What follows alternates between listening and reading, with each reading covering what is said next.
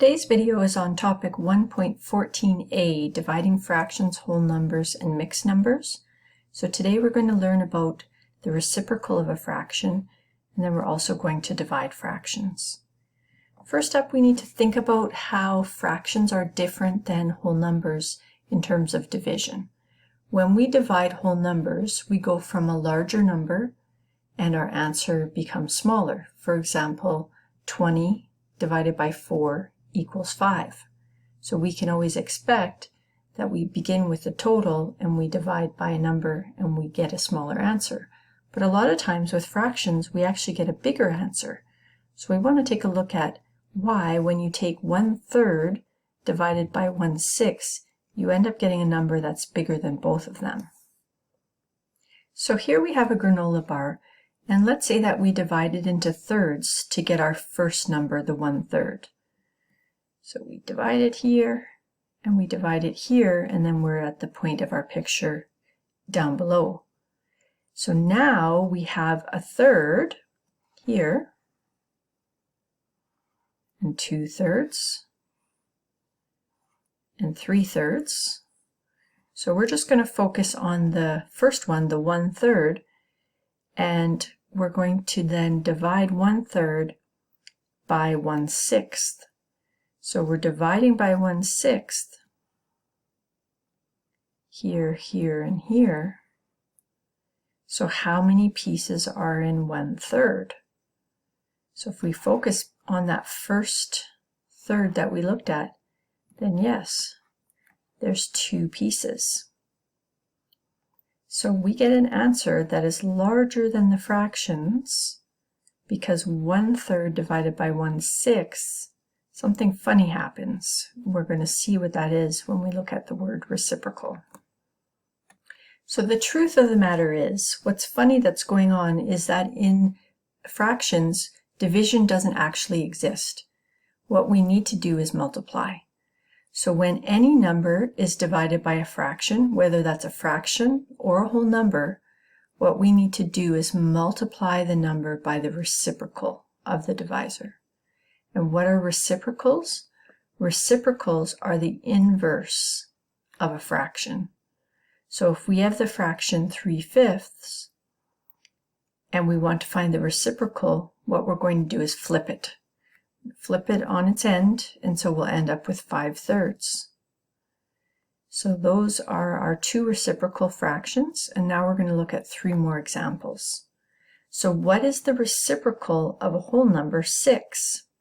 This is a little bit tricky. You think, well, is this a trick question? It isn't, because all whole numbers can be placed over 1, and then we can find the reciprocal by flipping. So we're going to flip it, and we're going to get the reciprocal 1/6. For B, we have 8/3, so the reciprocal is it flipped over, so we're going to get 3/8. For mixed numbers, it won't work to try to flip them the way they are. So what we first have to do is change to improper, and then we can find the reciprocal. So whenever you have a mixed number, it must be improper first. So let's do that now. We're going to use our C method. 6 times 1 is 6, plus 5 is 11.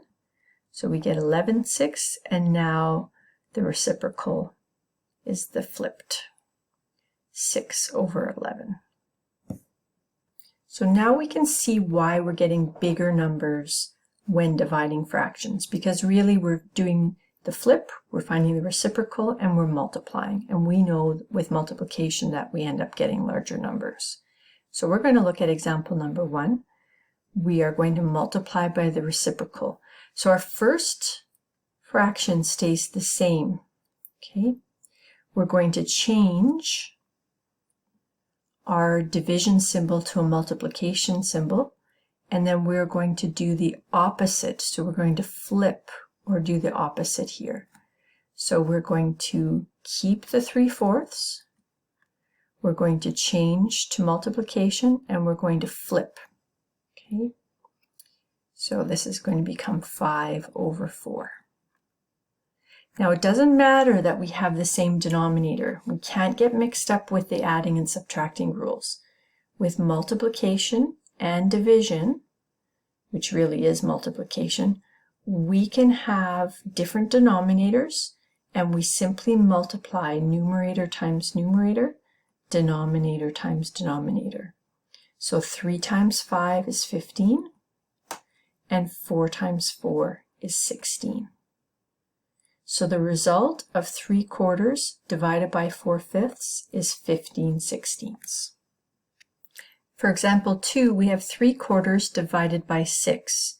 Now remember, if you have a whole number, that means that whole number is over 1. So we're going to keep our first fraction the same, 3/4. We're going to change to multiplication, and we're going to flip our second fraction. So the reciprocal of 6 is 1/6, and now we can go ahead and multiply. Now at this point you have some decisions to make. You can either cross-reduce to get your answer as much as possible in lowest terms, or you can simply multiply numerator times numerator, denominator times denominator, and then reduce to lowest terms at the end. I'm going to show both methods. It is your decision what you prefer. I do encourage you strongly to try to cross-reduce. It helps you later on, but it's not a must. Okay, so I'm going to cross-reduce here 3 and 6. I'm going to divide by 3. 3 divided by 3 is 1. 6 divided by 3 is 2. And on this side, 4 and 1, there's nothing there to reduce. So now I multiply. 1 times 1 is 1. 4 times 2 is 8. If you choose not to cross-reduce or you miss something, that's no problem.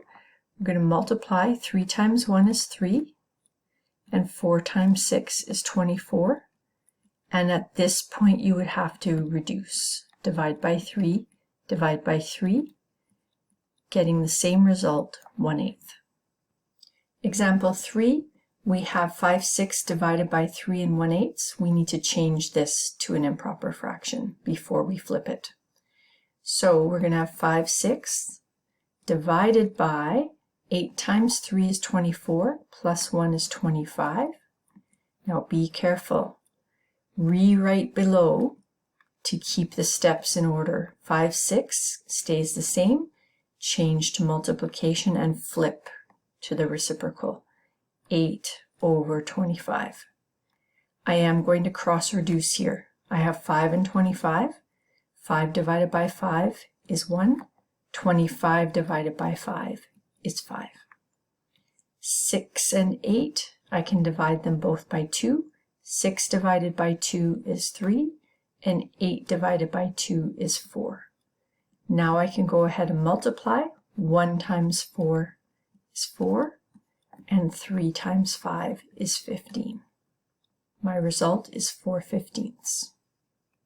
Let's go together to do 1.14a. So what we've got here is a number of different questions, all division. We want to make sure that we keep, change, and flip. And we also want to make sure our answer is in lowest terms. So for the first one, number 1, we're going to keep 5/8, change to multiplication, and flip. 1/4 becomes 4 over 1. We look for cross reducing. So I have 4 and 8 here, so I'm going to divide by 4, and 8 divided by 4 is 2. Now I'm going to multiply numerator times numerator. 5 times 1 is 5, and 2 times 1 is 2. I'm left with an improper fraction, which is very common with division. So now I'm going to change to a mixed number. 2 goes into 5 2 whole times, with 1 remaining. So my final answer here is 2.5. For number 2, I follow the same rules. I keep my first fraction, change to multiplication, and flip my second fraction to its reciprocal. So I will have 8 over 4.